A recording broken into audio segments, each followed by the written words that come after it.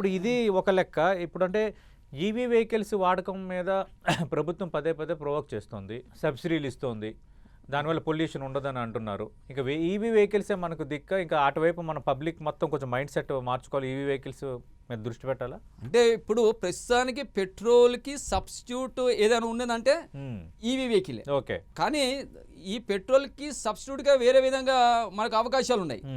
వాటిని కూడా మన వాళ్ళు ఎంకరేజ్ చేయాలి.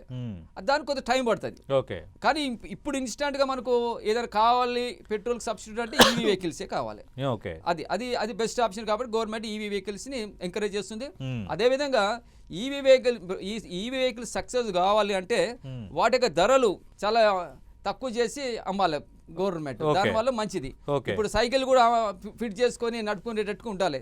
అట్లా మరి 30,000 అట్లా ధర ఉండకుండా 5,000 6,000 వచ్చిన కిట్ ఇవన్నీ సబ్సిడీ ఇవ్వాలి గవర్నమెంట్. ఇచ్చినప్పుడు ఆటోమేటిక్గా ఆ ఈవీ వెహికల్స్ కూడా ఎంకరేజ్ అవుతుంది. ఓకే సార్, అంటే ఇప్పుడు ఈవీల తయారీకి మెయింటెనెన్స్ కావాల్సినంత ముడిసరుకు అసలు మన దగ్గర ఉందా ఇండియాలోనే? ఎందుకంటే ఎక్కువ మెజారిటీ ఈవీ వెహికల్స్ని మనం ఇంపోర్ట్ చేసుకుంటున్నామని మనం వింటున్నాం. అవును, దానిపై మీ కామెంట్. ఇప్పుడు లిథియం అనేది మెయిన్ అండి. కోబాల్ట్ అనేది కాంగో నుంచి వస్తుంది. లిథియం ఏమో అర్జెంటీనా, చిలీ దేశాల నుంచి వస్తాయి. నెక్స్ట్ మెగ్నీషియం, గ్రాఫైడ్ ఇవన్నీ కూడా మైనింగ్ చేసి తీస్తారండి అవన్నీ. ఓకే, ఈ ఎక్కువ ఉదాహరణకు కోబాల్ట్ అనేది ఎక్కువ కాంగో నుంచి వస్తారు, రిపబ్లిక్ ఆఫ్ కాంగో. ఓకే, అక్కడ ఉన్న 19 కంపెనీలలో 15 కంపెనీలు చైనా వాళ్ళే ఉన్నాయి. అది రిపబ్లిక్ ఆఫ్ కాంగోలోనే కోబాల్ట్ దొరుకుతుంది సార్. ఎక్కువ అదే అక్కడే దొరుకుతుంది, తక్కువ ధర దొరుకుతుంది కాంగోలో.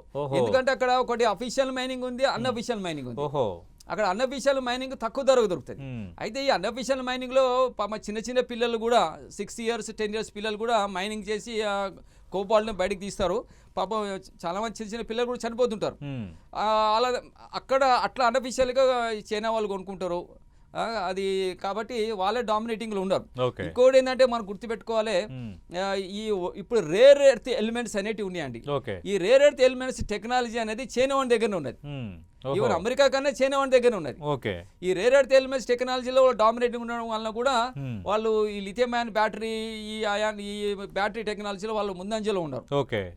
అది డ్రాబ్యాక్. అయితే మనం మన దగ్గర ఈ రా మెటీరియల్స్ ఉండి మనం తయారు చేసుకునేటట్టుగా ప్రస్తుతం మన దగ్గర లేదు. అది మనమే అన్ని రా మెటీరియల్స్ మనకాడ దొరికితే మనమే తయారు చేసుకోవచ్చు, తక్కువ ధర అవుతుంది.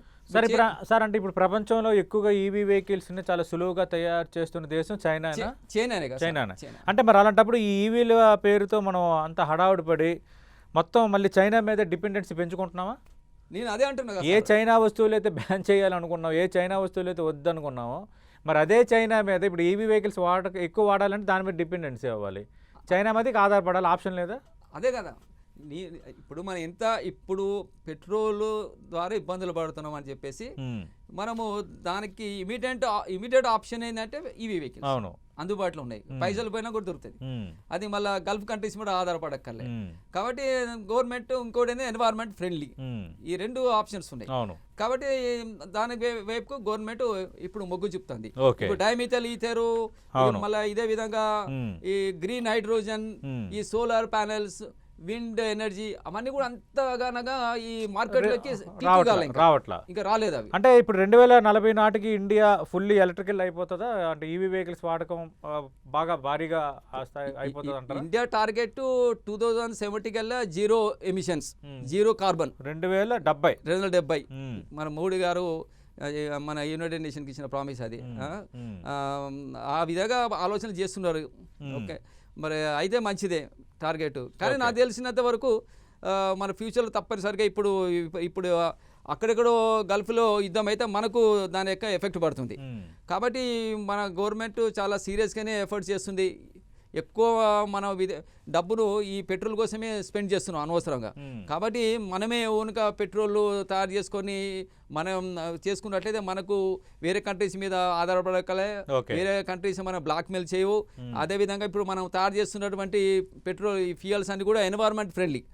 ఒక స్టేట్మెంట్ గుర్తుపెట్టుకోవాల్సింది ఏంటంటే అండి, all environment friendly habits and fuels are good for economy and good for health.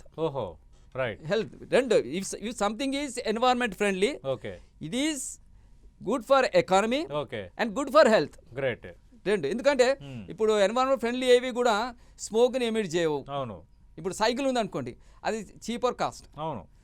So when pedalling cycling you don't get health problems, no penalties, no traffic jams.